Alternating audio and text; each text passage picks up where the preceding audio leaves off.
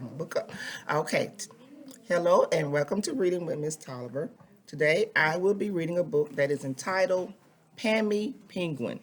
This book was written by David and David M. Sargent Jr., illustrated by Jane Lemure.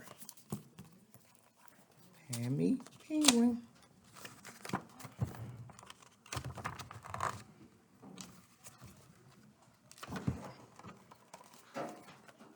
Chapter 1. Pammy meets Peggy. As the sun crept slowly upward, long lines of cars impatiently waited at a signal light. It should turn green. Minutes passed before the motorists realized the light was stuck on red. Suddenly, angry voices, car horns, and a police siren exploded through the calm. Soon, a policeman was directing traffic through the problem area, but the progress was very slow. From her temporary perch on the top of a tall building, Pammy Penguin looked down and groaned. I must need a vacation from the hustle and bustle of this big old city, she muttered. Usually, the confusion and chaos don't bother me. Seconds later, Pammy Penguin was airborne. I'm out of here, she thought.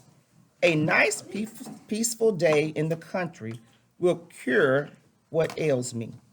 Minutes later, she was soaring high above the city. She flew westly toward the woodlands while gliding over a peaceful farm. She decided to land in the yard of the farmhouse. She landed in a tree and settled on a branch near the trunk. Ah, she muttered, a day of sunshine and clean air with relaxed country folk is just what I need. Why, I feel better already. Suddenly, Pammy was hit by a falling object. It bounced off her back and fell to the ground. She shook her head and ruffled her sleek feathers. Probably just a small pine cone, she added. But mere seconds later, another thud shook her body, and another and another.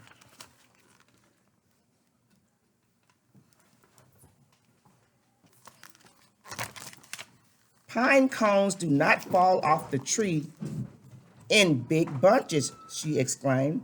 As she looked up, a large piece of tree bark hit her between the eyes. Bam! Pammy shouted, Okay! Why is throwing bark at me? Why are you throwing bark at me and why? I am so sorry, a high pitched voice answered. No, one was below me when I started to work up here. I didn't know you were down there. Honest, I just left a big noisy city, Pammy scolded, to get away from construction and chaos and such. What in the world are you doing up there anyway? Pammy heard a loud rustling sound approaching from overhead. The unfamiliar noise frightened her, and she spread her wings for flight. Please don't leave, the voice stuttered. I'm afraid to be by myself. You see, that's why I was not yawning at the bee bark.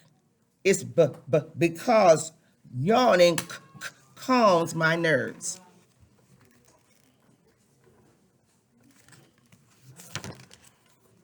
A furry critter started climbing down the trunk toward Pammy. Sharp barbs were protruding from within its soft brown hair. As the varmint moved, the barbs rubbed together, creating the rustling sound. Who are you? Pammy asked. On second thought, what are you? The furry little critter giggled nervously. My name is Peggy. I'm a porcupine. Well, it's nice to meet you, Peggy Porcupine. Pammy Penguin said graciously, Please tell me, why are you so nervous? Well, it's because the little porcupine cried, because I just am. Maybe it's because I'm just left my mom's nest. Pammy immediately understood, and she carefully patted Peggy on the head with one wing. I know why. I know that leaving home can be very scary, Pammy said quietly, but you better learn to relax before you have a nervous breakdown, little girl.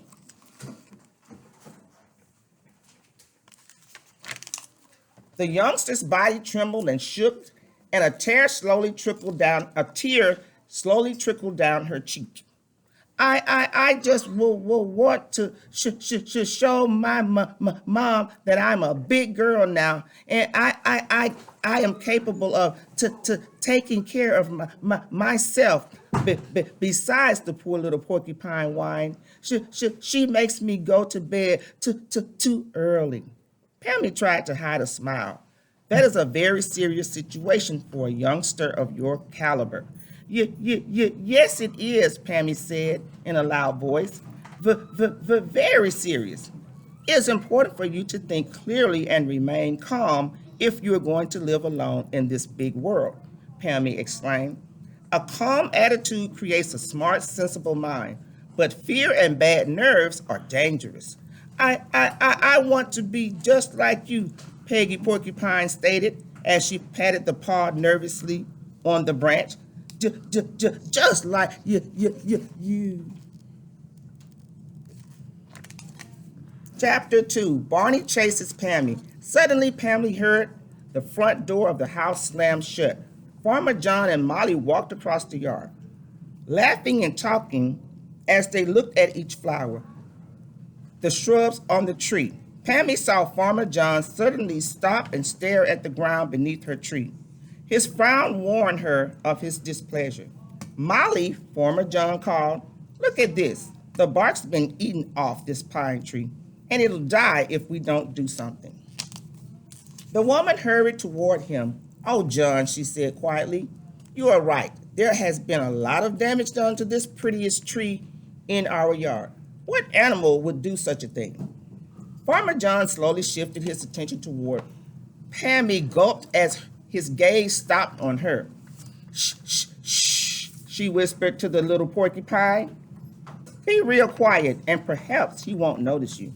The little porcupine gulped and hiccuped, and her teeth began to chatter. Then her body began to shake and shiver. The clattering, chattering noise grew in intensity as Farmer John moved nearer to the tree. All of a sudden, the little limb that was holding Peggy collapsed beneath her unsteady weight. The poor little porcupine squealed in terror as she fell through the foliage and landed right on top of the Farmer John's hat. The impact knocked him off his feet, and both man and porcupine hit the ground with a thud.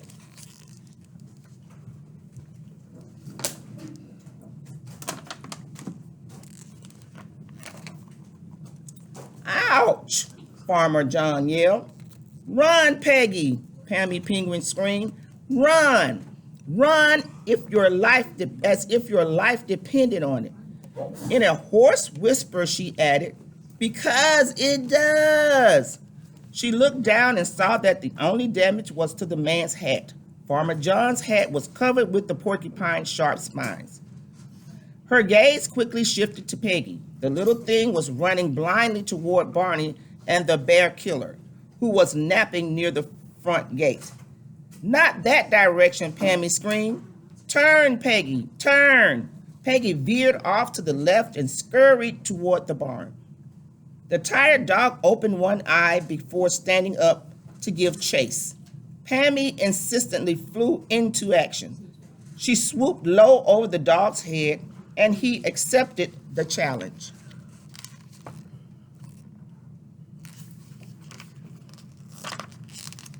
A moment later, Penguin and Dog disappeared into the nearby woods, and Peggy ran into the barn. Soon, Pammy returned without the dog. My low flight through the woods should keep the dog busy for a little while, she thought. He thinks I'm still there. Where are you, little Peggy? Pammy called. Come out, and I will take you home to your mama. There was no answer. Pammy moved nearer to the barn. Peggy, she called quietly, If you'll come out before the dog gets back, I'll help you get home safely. Moments passed in silence before she saw two eyes peering at her from beneath the burlap bag near the barn door. But a noise from the farmhouse diverted her attention.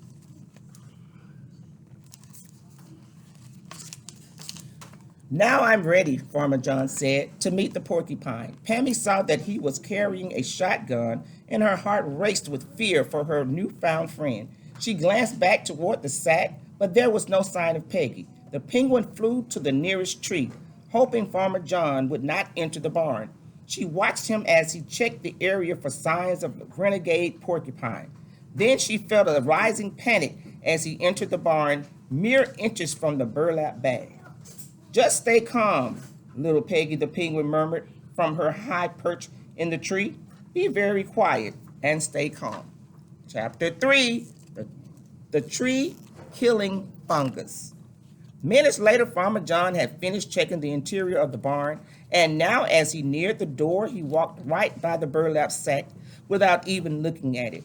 He stepped out into the bright sunlight. John, Molly shouted from the front yard. Did you find him? Pammy watched Farmer John shake his head, and she breathed a big sigh of relief. No, I didn't find him, the man replied. Molly ran across the barnyard toward him. Pammy was surprised to see that she was smiling. I am glad you didn't find him, she said cheerfully, as she hugged Farmer John. That little fellow just saved the life of all of our trees. John, I was looking at the bark, and it is infested with a fungus that may have spread and killed every tree on our farm. You know, Farmer John said quietly, sometimes I feel like the animals are our best friends. I guess I should thank that little porcupine. Pammy watched the man and woman walk away and enter the house. Then she realized that Peggy was still hiding somewhere within the barn. She flew to the door and peeked inside. Little Peggy, she said in a loud, proud voice, you can come out now. Farmer John is not mad at you anymore. The burlap bag suddenly moved, and the penguin jumped backwards.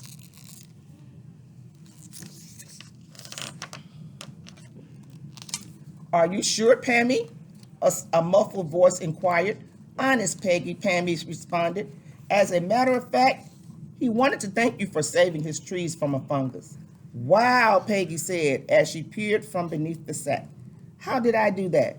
Accidentally, Pammy Penguin murmured. Accidentally. Then the penguin gasped as the little critter skittered out from under the burlap bag and ran toward her. Oh, Peggy, she said hoarsely. You are a little porcupine, Peggy, but you are your quills. A little porcupine sat down and looked at her poor, barbless body. Her eyes grew big, and a great big tear rolled down her cheek. Oh, dear me, my proud porcupine heritage is all gone, she cried. I can't go home now. I'm too embarrassed.